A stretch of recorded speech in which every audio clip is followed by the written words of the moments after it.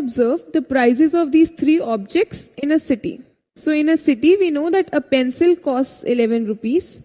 Price of an apple is 20 rupees, whereas a bicycle costs 1010 rupees. So these are the prices that are given for a city.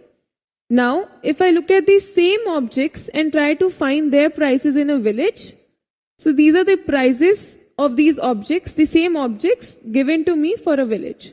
So in a village, this pencil costs 1 rupee, the apple costs 10 rupees, whereas a cycle costs 1000 rupees. So what do you see? These are the prices in the city. These are the prices of these objects in the village. Now, if I want to compare these two prices, how can I do that? We already know that we can compare two things or two prices by difference. So I can do the comparison by difference. So let me try to compare the prices of the two by difference. So this would be 11 minus 1, which is, again here I would get 20 minus 10. That is price in the city minus price in the village, which is again rupees 10. In the third case, price in the city for a cycle was 1010, whereas in the village it was for 1000 rupees. So again this would be 1010, that is price in the city minus price in the village, which is again rupees 10. So what we observe is that in each case the difference is rupees 10. Now there's one more way in which I can compare the prices of these two, that is by division. I can also use division to compare the prices. Let us see how we can do that. So by division I can say, if I divide the price of the city by the price of the village, I would get 11 by 1, which is nothing but 11. Then dividing the price of the city and village here would give me 20 by 10, which is 2. Again, dividing the price of the city by the price of the village, I get 1010 by 1000, which is 1.01. So this is what I get if I compare the prices of the two by division. Now, if I compare two objects of the same type by division, I call this comparison as ratio. Now, why do we have ratio when we could already compare things by difference? Well, you can clearly observe here that difference in each case is the same, which is 10. That says that price in the city is 10 rupees more than the price in the village. Again, that says that price in the city is again 10 rupees more than the price in the village. And for the third case too, I get rupees 10, which is that the price of the cycle in the city again is 10 rupees more than the price of the cycle in the village. But if you look at the ratio now, what does the ratio tell me? If I divide the two, I get 11. That means that in a city, this pencil costs 11 rupees. But if I go with the same amount in the village, I can buy 11 such things. Again, 20 rupees for just an apple in the city. But with this same money, I can buy 2 apples in the village. Similarly, if you look at the bicycle, it is 1.01, which is closely equal to 1 only. So that is, there's not much of a difference. With this same amount, you cannot buy another cycle there in the village. It is almost 1. This 10 rupees here is not making much difference. So what we observe is, with ratios, we get a better idea or better scenario of the ratio, or we can compare it in a much better way. Though we can compare it by difference too, which is the same in all these 3 cases. But ratio is giving me a better understanding of the prices in city and village. So now we've seen that in village the apple was for 10 rupees, whereas in the city it costed 20 rupees. That is, it is twice the amount in the village. So this can be written as by ratio. If I divide it, price in the city divided by price in village. So price in the city is 20 rupees. Price in the village is 10 rupees. So 20 divided by 10, which is 2. Hence I can say it is twice. Now I can write this thing, which is comparison by division, as ratio. So I can say that ratio of price in this city to the price in the village is nothing but 20:10. And 20:10 as a ratio, I can represent this as 20:10. So this is to can be notated by this symbol. This is the notation for this word, which is to. So I say 20:10. So I can say that ratio of price in the city of apples to the price of apples in the village is 20:10. So this is what I get now. Now the first term in the ratio is known as antecedent, whereas the second term is called the consequent. So this is the first term, which is the antecedent, which is telling you the price of apples in city, the first term. The second term is consequent, which is telling you the price of the apples in village. So we have the ratio of price of apples in the city to village as 20:10. Now this ratio we know can be expressed as division because we got a ratio from division only. So this is 20/10. Now if you observe, this division is nothing but a fraction.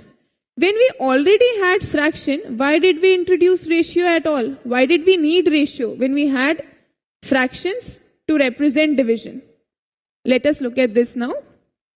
Let us say there's a school in which there's class 8th, which has 20 students.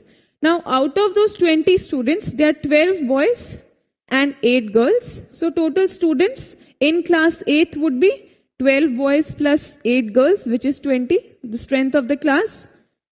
Now, if I want to find the strength of boys in the class, I can say that number of boys is 12 and total students in the class is 20. So I can find the fraction of boys, that is by division. I can say that fraction of boys in the class would be 12 divided by 20. That is, if there are 20 students in a class, 12 of those 20 are boys. Now similarly, I can find the fraction of girls also in the class. I know that number of girls in the class is 8. Total students in the class 8 are 20. So fraction of girls would be 8/20. That is, if I divide my class into 20 parts, or if there are 20 students, 8 of those would be girls. That is the fraction of girls in the class. So this is what I get. Fraction of boys in class, fraction of girls in the class, which is 12/20 and 8/20. Now these fractions is nothing but division of two numbers, which we know can be expressed as a ratio also. So by ratio, I can write it as 12:20, 8:20. What is this representing? This tells me the number of boys, which is 12, is to 20. 20 is the total number of students in class 8th. So 12:20, that is 12 boys in 20 students. Here we have 8:20, that is 8 girls in every 20 students. So this is what I have got. Comparing boys and girls, strength of the boys and strength of the girls in both fractions and ratios. Now, can I compare these two parts? That is, boys and girls. Now, by ratio, I can simply say that ratio of boys to girls is 12:8.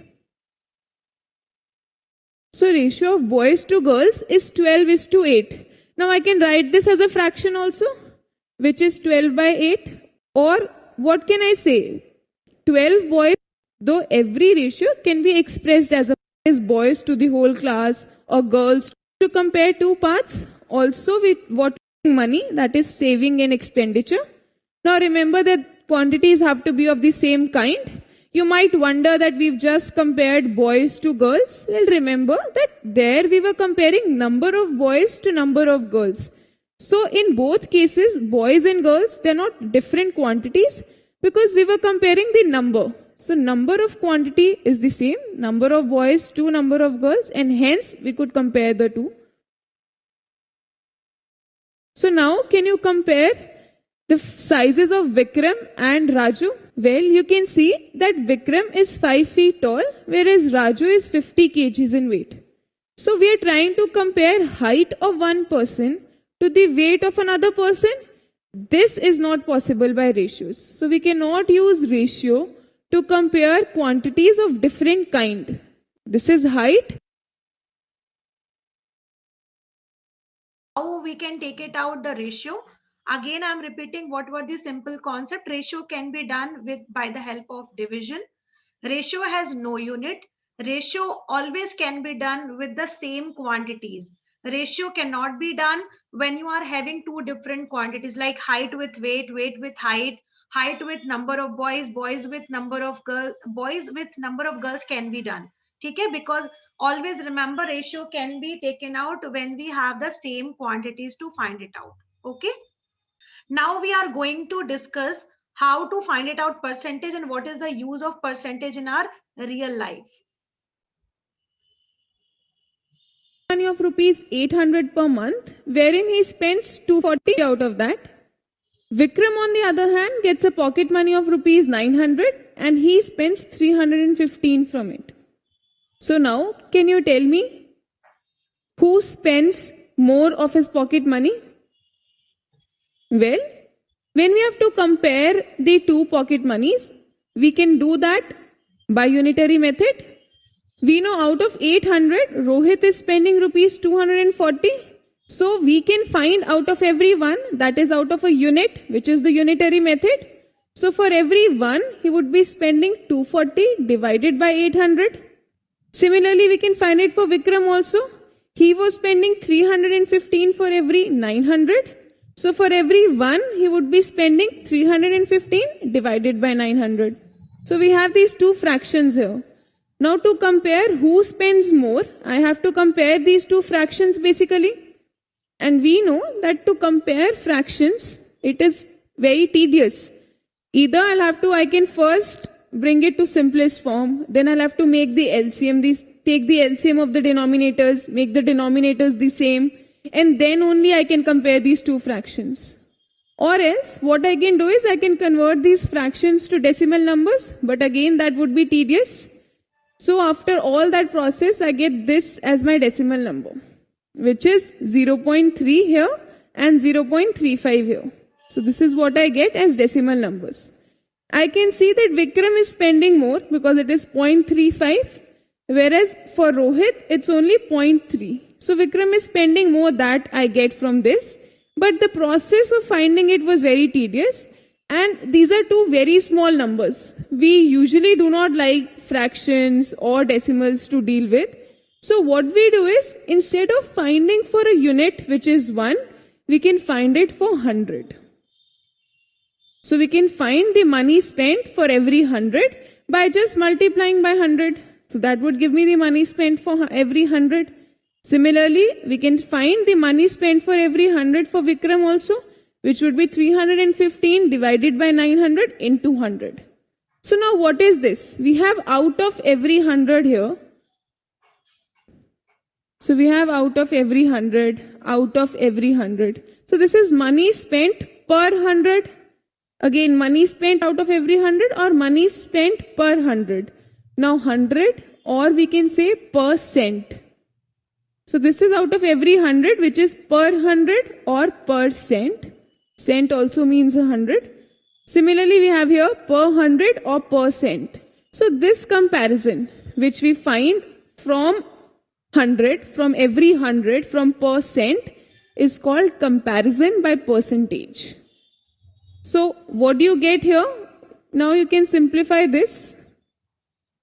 8 threes are. So this gives me 30. Percentage. So for percentage, we have this symbol. So this is 30%. Per 100, 30 he is spending. Money spent per 100 is just 30. So 30%, which means 30 out of 100. Similarly, I can find here also. This would be Now 9 3s are 27. This is 35 per 100. So I can write it as 35%. This is a symbol which shows percentage sign. So 35%. So this is what I get, 30% and 35%. Now this is not a small number. We do not have decimals. We do not have fractions. We have whole numbers, which is what we prefer. So percentage, you can see, is a better way of comparing when the numbers are too small. So this is how I can find percentage. Now let's see whether you can find the percentage of scores for both of them. Rohit has scored 425 out of 500, whereas Vikram has scored 540 out of 600. So now can you compare their scores by percentage? By percentage we means per 100 how much they've scored. We know he scored 425 out of 500. That is 425 out of 500. And he has scored 540 out of 600. If I want to find per 100, all I need to do is multiply this by 100. And this also by 100. So this gives me the percentage of both of them. So this is what I get. Now I can simplify it.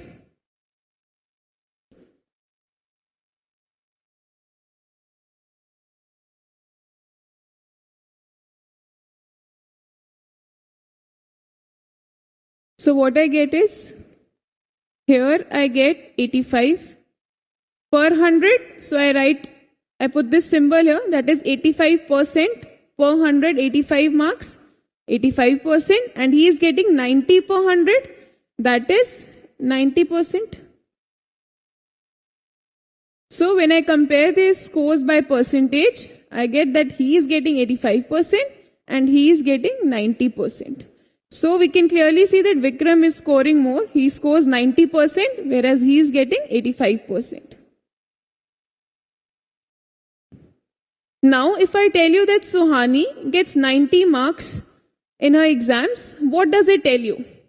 Can you say that she is very intelligent because she scored 90 marks? Well, you might think so, but note here that it's just written that she's got 90 marks. It does not tell me 90 marks out of how many marks. This 90 could be out of 100. This 90 could be out of 150, could be out of 200, 500. So we are not given how many marks she scored out of. All we know is that she scored 90 marks, but we do not know out of how much marks did she score this 90. Further, if I tell you that she scores 90 marks, but that accounts only for 60% of the total marks. Now can you tell me what would the maximum marks be? Well, let's look at this. We know she scored 60% of the total marks, and we also know that she scored 90 marks. So this 60% of the total marks is nothing but her 90 marks. So we know that 60% of total marks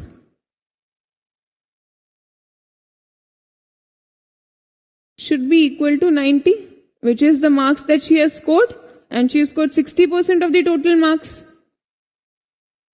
This is what we know, 60% of the total marks. So what is this 60%?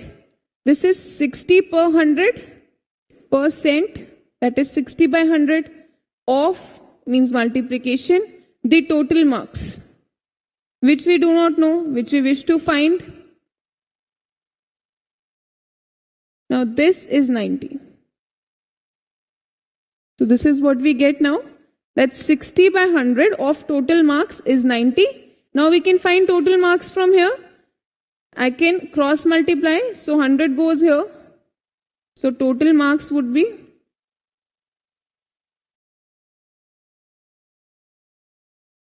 90. I bring 100 here times 100. And I have 16 multiplication here. So it will become division here. So I divide by 60. This is what I get. Total marks as. Now I can simplify this.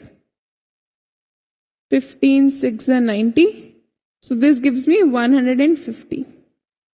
the total marks that Suhani scored were 90 out of 150. So 90 out of 150 makes it 60% of the total marks.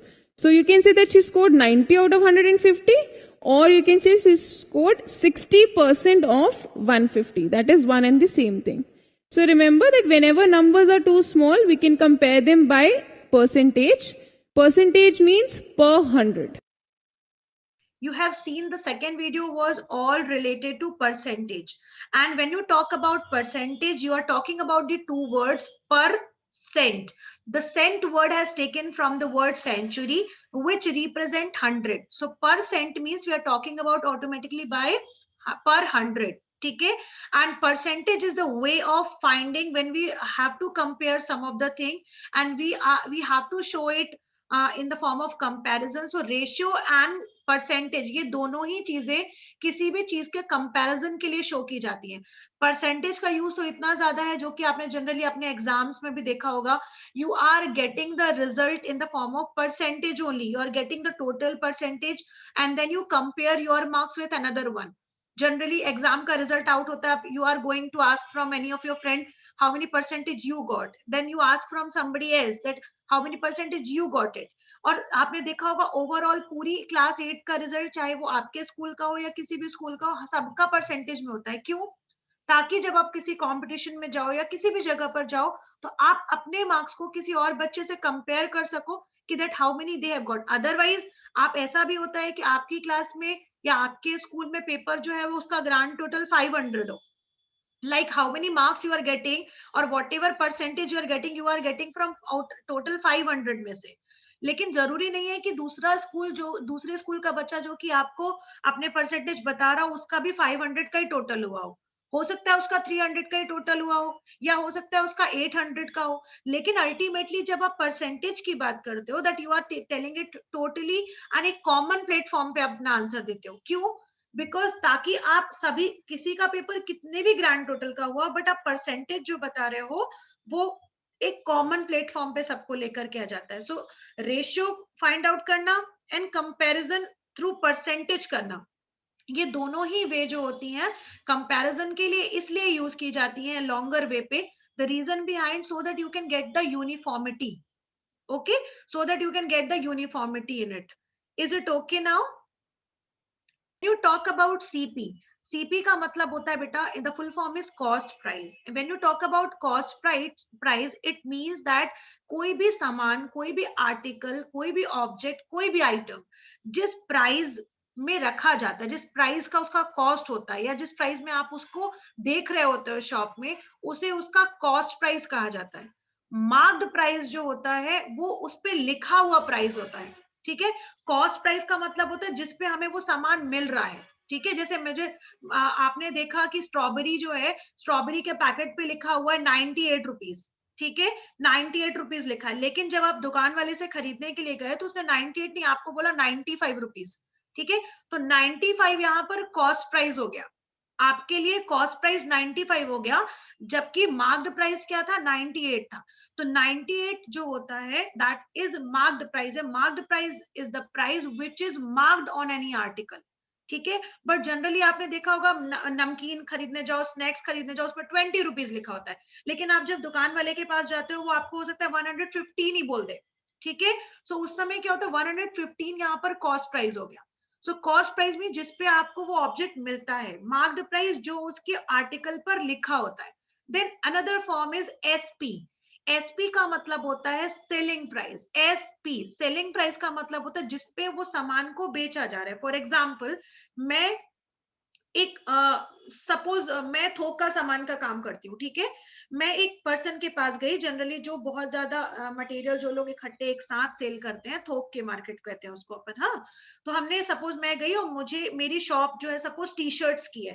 ठीक है, मैं सिर्फ T shirt cell करती हूँ. तो मैंने ये देखा कि जो सिटी में आपका एक ऐसा पर्सन है जो कि बहुत सारी टी शर्ट का कलेक्शन रखता है, मैं उस पर्सन के पास गई और मैंने उसको बोला कि मुझे भी टी शर्ट सेल करनी है, मेरी एक शॉप है, I want many T shirts from you, and then उसको मैं अपने हिसाब से सेल करूंगी. ठीक है, होलसेल के मार्केट में गई मैं, तो मैंने क्या किया, उससे 200 की टी शर्ट उसने मुझे बोला कि मैं आपको 200 की पर टी शर्ट दूंगा. ठीक है, और आप उसको चाहे तो अपने अकॉर्डिंग सेल कर सकती हैं, ठीक है। तो मैंने 200 रुपए की एक टी शर्ट खरीदी वहां से, तो मैंने ऐसे करके 100 टी शर्ट्स वहां से सपोज खरीद ली, ठीक है। अब जो मुझे 200 रुपीज पड़ा वो मेरा कॉस्ट प्राइस था, ठीक है, वो मेरा कॉस्ट प्राइस था। रीजन क्यों? क्योंकि मुझे वो चीज पड़ी 200 रुपीज में पड़ी, तो ये मेरा हो गया कॉस्ट प्राइस। अब उसके बाद मैं उसको अपनी शॉप में 100 पीसेस खरीद करके ले आई।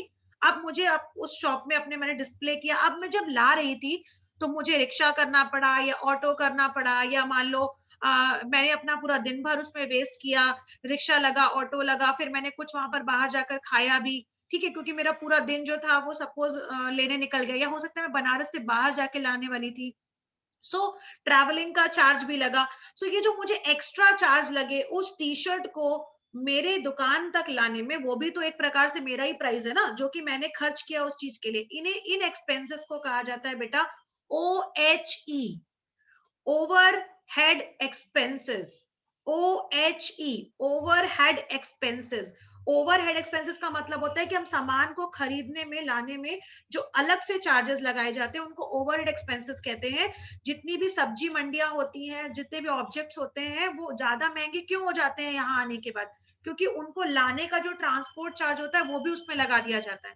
और फिर उसके बाद दुकानदार क्या करता है, आपको वो cost price plus overhead expenses जोड़ने के बाद फिर उसमें अपना प्रॉफिट जोड़ करता है। मैंने तो ऐसे ही तो शॉप खोलने ली है, मुझे प्रॉफिट चाहिए।